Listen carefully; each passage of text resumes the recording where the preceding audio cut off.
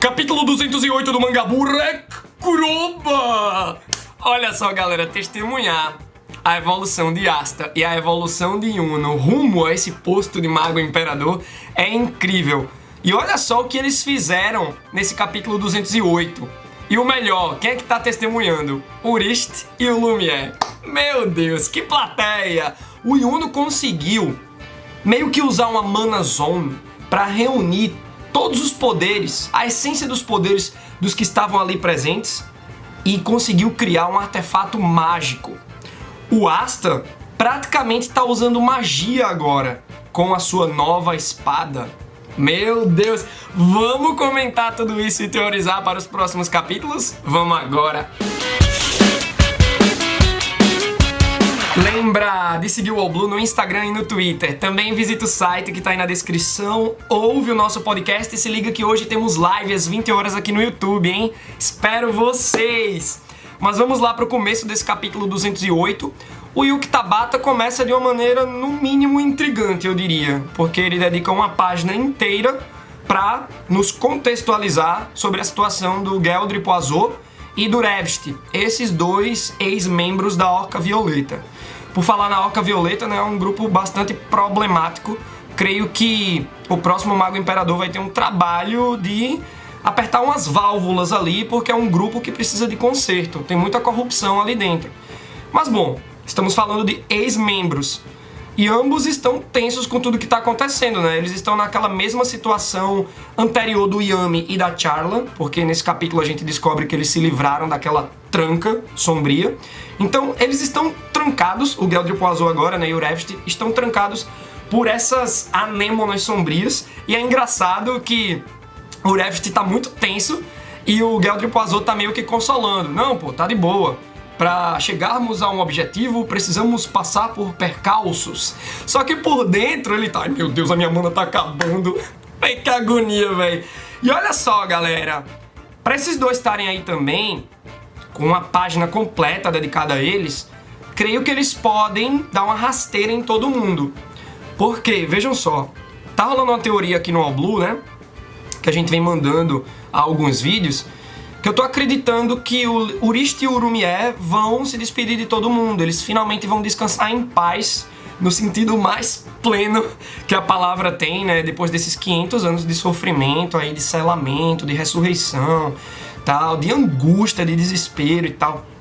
Então, quando eles forem descansar, quando eles forem embora, talvez eles deixem artefatos mágicos aí.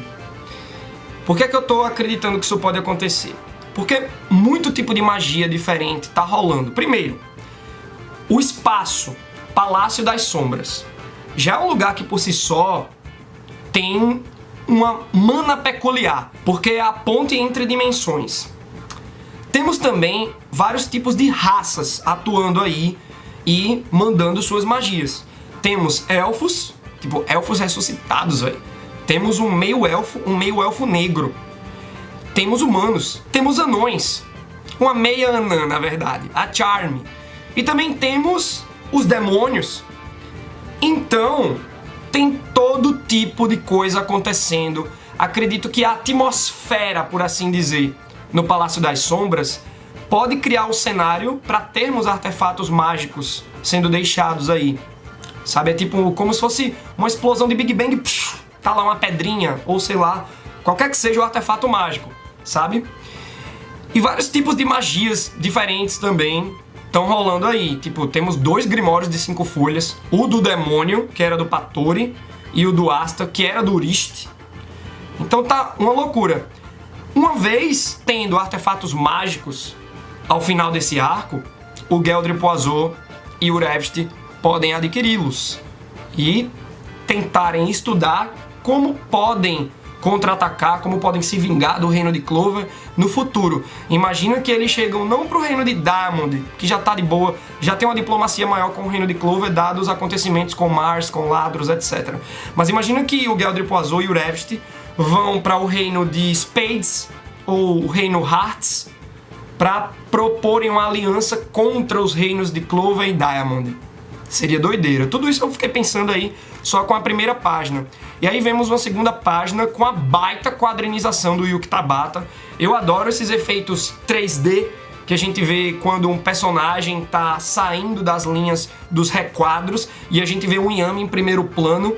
Vemos também uma Charla mais pra trás. Então eu gostei dos planos trabalhados entre esses dois personagens e pegando esses dois personagens como uma coisa só, em referência à página lá atrás. A gente vê que o golpe do Rist quebrou bastante coisa ao ponto de escoou aquela magia sombria. As anêmonas caíram de onde elas estavam, né? Tipo, elas estavam meio que fazendo a tranca ali para o Yami e pra Charla. E aí elas se foram, eles estão conseguindo se mover agora. E o Yami agradece bastante a Charla. Primeiro porque ela conseguiu manter ali um campo de energia para salvar os dois, porque entrar em contato com essa anêmona sombria é tenso, né? O Yami tinha praticamente perdido o braço. E aí uma outra coisa pela qual ele agradece, o braço dele tá de volta. Não tá na melhor forma, mas a Charla recuperou um tanto. Então ele agradece também, velho. É incrível como o Yami é musculosão, né? E ele diz que o braço dele não tá 100%, mas ele pode usar cortes unidimensionais. O Yami é bom todo. E ele vai avaliando a situação, né? Tipo, seria ruim a gente atuar sem plano, mas a gente precisa lutar. Ele também fica pensando sobre a sua magia de sombras. Por que ela foi efetiva contra o demônio? É louco, né, galera? Porque temática de demônios, geralmente é tipo a escuridão, as sombras. Então devia ser algo que fortalecesse ele. Mas não. O demônio se fere com magia das sombras. Então o Yami tá meio naquela, pensativo, e acredita que o Asta pode resolver tudo. Eu amo a fé que o Yami coloca no Asta, velho. É incrível, porque o Yami também testemunhou muita coisa que o Asta fez. Muita coisa boa. Ele tá testemunhando toda a evolução do garoto e é por isso que ele tem essa confiança. A confiança dele não vem do nada. É uma consequência diante das ações do Asta, que tá lá emanando uma nova técnica. Ele tá concentrando o seu Ki e ele capta a atenção do Lumière, do Yuno, do Rist. Acho que o Patori tava meio preocupadinho nesse momento com outras coisas. O Patori tá muito tenso, né? Do time do bem, que tá aí diante do demônio, o Patori é o que tá mais agoniadão. Tipo, ai meu Deus, as magias não estão funcionando. Cara, ele sempre tá suando, né? Enquanto o Rist e o Lumière tem tempo pra ficar contemplando, tá ligado? Então, o primeiro Mago Imperador, o Lumière, fica besta quando vê o Asta. Ele fica, véi, como assim? O menino tá usando a espada que foi do Rist. E aí a Sekuri explica tudo aquilo que a gente já vem teorizando, ela vai confirmando aqui, porque o Yuki Tabata, ele vai resolvendo os mistérios de grão em grão, né? Olha aqui, galera, as respostas, ou pelo menos um fragmento delas nesse capítulo. Aí você vai complementando as informações e tem a resposta completa. Então, a Sekuri confirma que o Asta tá com o Grimório do Rist, mas ali dentro daquele Grimório vive um outro demônio. A gente tava mandando as hipóteses, as teorias aqui, que o demônio poderia ser uma forma diferente da Sekuri. Mas não, realmente tem um outro demônio ali no Grimório do Asta que ainda não foi revelado. Aí você fica, meu Deus, será que esse demônio vai ser amiguinho? Eu acho que não, hein, galera. E talvez o Asta seja prejudicado aí, porque o demônio é uma ameaça clara. Se os poderes do Asta vêm de um outro demônio, o mínimo que o Reino de Clover deveria fazer é, de repente, confiscar o Grimório para estudar. Imagina, se confisca o Grimório do Asta, ele não vai ter suas espadas, ele não vai poder lutar. Então a situação do Asta é um pouco tensa. Vamos pensar nesses outros aspectos aí, porque tá tudo muito lindo, ele evoluindo, mas depois ele pode vir a ficar sem o seu Grimório durante um tempo, ou ser interrogado de repente pelo Marx, que é aquele braço direito do Julius Novachrono, né? E aí o Asta, a proposta do Asta é dar uma forma nova à sua espada, contando com o controle do Ki. É muito louco porque não é magia, galera. Ki é uma coisa, magia é outra.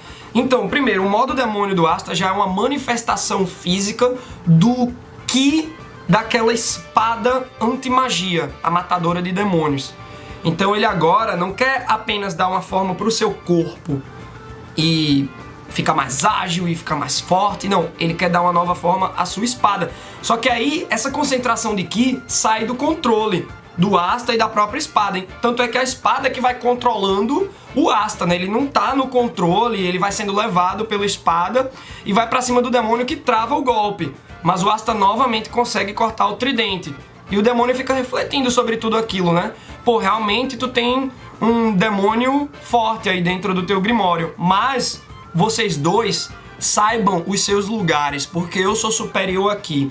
E aí é que vem uma magia bem diferente do demôniozão, porque temos as anêmonas sombrias, mas também vemos tipo uns alienzinhos, sabe? Tipo, é um novo tipo de planta sombria que ele manda, tipo a piranha plant do Mario, né? Só que numa versão mais realista aqui em Black Clover. Só que o Asta vai conseguindo cortar e ele ainda recebe um backup do Lumière. É engraçado que no final dessa página, quando o Lumière segura o Asta dá uma viradinha assim, e eu pensei que ele ia ficar com os olhinhos brilhando.